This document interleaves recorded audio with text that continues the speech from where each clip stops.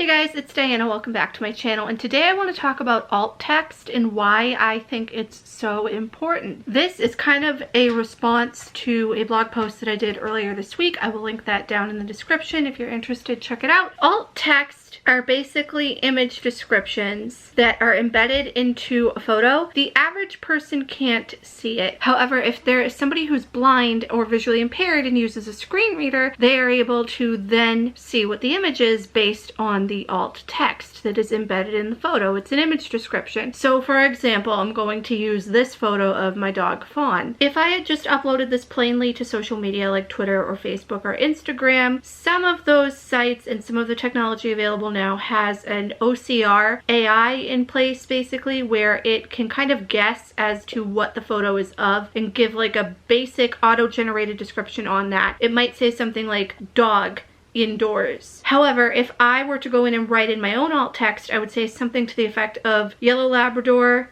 lying on a carpet with a ball next to her. She is looking at the camera. Or yellow Labrador lying on a carpet with a blue ball next to her. She is looking at the camera. Something like that. It can be as short or as intricate as you would like, you the poster. I have done demo videos in the past on how to add alt text to Twitter and Instagram posts. I will link those up in the cards throughout this as well as down in the description. They've garnered a lot of positive feedback. The good thing about Twitter now in terms of when I did the video last year is that the option to add alt text is enabled by default. They actually removed it from your settings area, so there's no option to turn it on or off. I think it's always on. Regardless, you don't have to go in and turn it on. You can just do it, you as the person posting the photo. The reason why alt text is so important is that these photos can then reach a wider audience, because there are a lot of blind people who use social media and technology, such as an iPhone or an Android phone or a computer with a screen reader on it. A screen reader is basically a piece of software that takes the text and other attributes on a screen and converts it into spoken words, so a blind person is able to navigate that screen using their keyboard. I'm not going to get into like a how-to demoing using a screen reader. I'm sure there are other blind YouTubers who've done that. I've not kept up with the technology myself. I know how to use VoiceOver on iPhone, but beyond that, I'm not really too versed in VoiceOver on the Mac. Regardless, if a blind person comes across your content and they don't know what it is, that not only hinders their ability to be able to share it and then gain a wider audience and more traction, but it also doesn't really make your content inclusive. There are a lot of companies as well who preach accessibility and inclusivity and don't even know what alt text is, and they don't include it. Like Airy, for example. They had a big inclusivity diversity campaign a couple of years ago, and they had included people such as Molly Burke, who is a blind YouTuber, and they did not ever label any of their photos on social media with alt text. They alleged that they used alt text in their Instagram stories, but that doesn't really help because the Instagram stories go away after like 24 hours. And that has nothing to do with their actual posts on the platform. They would not also use alt text on Twitter. I had gone through a big thing last year, tweeting at Airy, asking them to add alt text, linking them to various articles, kind of calling them out, and a lot of other people in the blind community did too. Not only them, but other companies as well, but mainly them, because they had hired a blind model for that one campaign, and